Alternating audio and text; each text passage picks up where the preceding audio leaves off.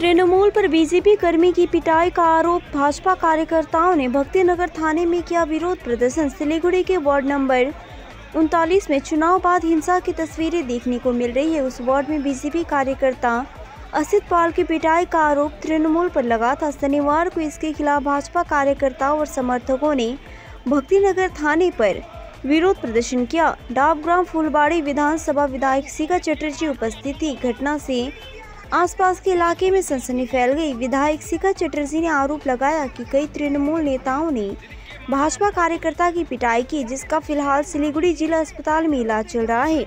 उस नेता के विरोध में उन्होंने भक्तिनगर थाने में प्रदर्शन किया। उस वक्त कथित तौर पर पुलिस ने उन्हें रोका था।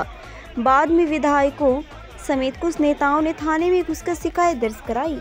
পুলিশ দিয়ে আমাকে আটকানো হচ্ছে। পুলিশ দিয়ে আটকানো হচ্ছিল। বলুন এটা কি রকম অবস্থা? পুলিশরা আমাকে হাত দিয়ে এরকম ভাবে আটকে দিল। দিদি কে মারলো আপনাদের কর্মীকে? যাকে সেই নাম দিয়েই তো এফআইআরটা করতে যাচ্ছে। মানে ওরা কারা ছিল? তৃণমূল কংগ্রেসের হারমাদ বাহিনী যারা ছিল, তৃণমূল কংগ্রেসের মানে পিছনের দিনে যারা যুব নেতা ফেলা ছিল। আর দিদি দেখা গেছে কালকে কুচবিহারে হিংসা হয়েছে, আর ওটা কি আজ শিলিগুড়িতে পড়তেছে?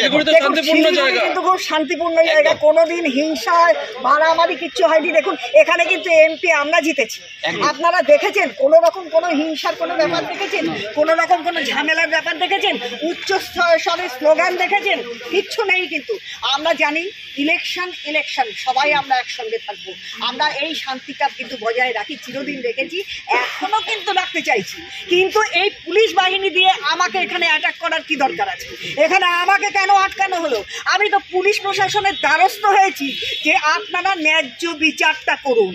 তাই সেখানে আমাকে আটকানোর কারণ আপনারা কি চাচ্ছেন? পুলিশেরা কি আইসি সাহেবের সঙ্গে দেখা করব এবং যে ব্যক্তি দোষী আমাদের যে কর্মীকে ধরে মেরেছে, আগামীতে এই জিনিস না হয় এবং যে মেরেছে তাকে গ্রেফতার করা চাইছি।